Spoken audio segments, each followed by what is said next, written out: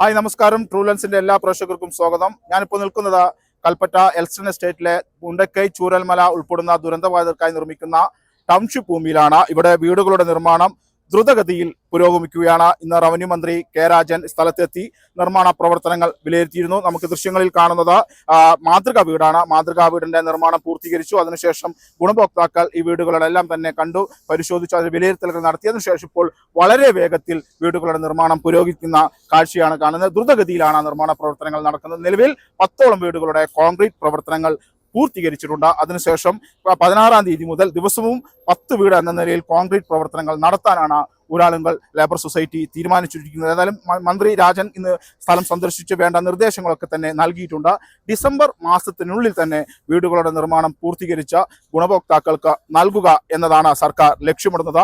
5 സോണുകളിലായാണ് നിലവിൽ 450 വീടുകളുടെ നിർമ്മാണ പ്രവർത്തനങ്ങൾ പുരോഗമിക്കുന്നത്. അതിനുശേഷമായിരിക്കും മറ്റു അനുബന്ധ കെട്ടിടങ്ങളുടെ നിർമ്മാണ പ്രവർത്തനങ്ങൾ ആരംഭിക്കുക.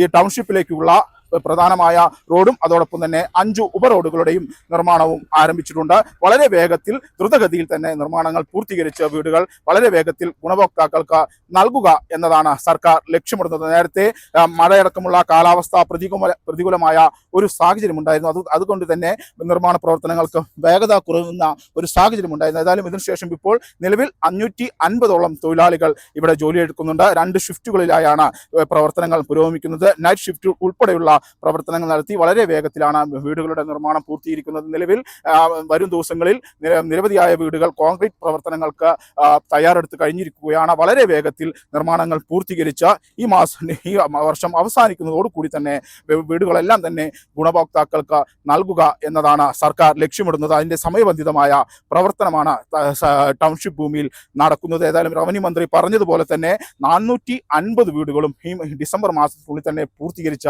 ഗുണഭോക്താക്കൾക്ക് നൽകാൻ സാധിക്കുമെന്നാണ് പ്രതീക്ഷിക്കുന്നത്. ഫ്ലൈ ആഷ് കട്ട് ഉപയോഗിച്ച് വളരെ ഭൂചലനങ്ങളെ പോലും ചെറുക്കാൻ കഴിയുന്ന തരത്തിലുള്ള നിർമ്മാണ പ്രവർത്തനങ്ങളാണ് അവലംബിച്ചിരിക്കുന്നത്.